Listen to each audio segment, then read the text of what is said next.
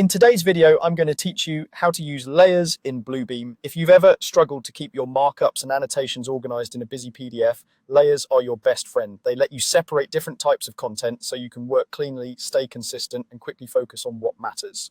Start by opening your PDF in Bluebeam Revu. Once your file is open, your workspace becomes the canvas for everything we'll organize. Think of layers like transparent sheets stacked on top of your document.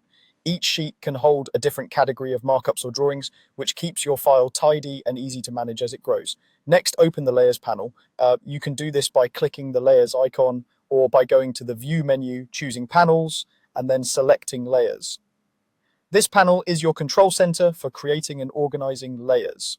If you don't see it right away, don't worry. Panels in Revu are dockable, so it may be tucked to the side. Once it's open, keep it visible while you work, so you can quickly reference where your content belongs. Now create a new layer, click New Layer, and give it a clear, meaningful name. You might create separate layers for markups, annotations, or specific objects, whatever fits your workflow.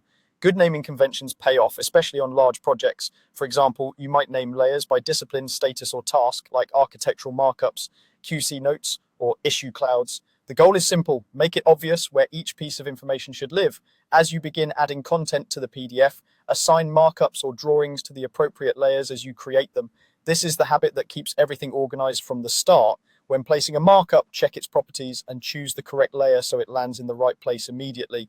Many tools in Revu let you set the layer in the properties toolbar, and once you pick a layer, your subsequent markups can follow that choice. If you forget, don't stress. You can adjust the assignment later to keep things consistent. A few practical tips as you work: decide on your layer structure before you start heavy markup work. Keep a dedicated markup layer for quick notes, and stay consistent with names so teammates can follow your system.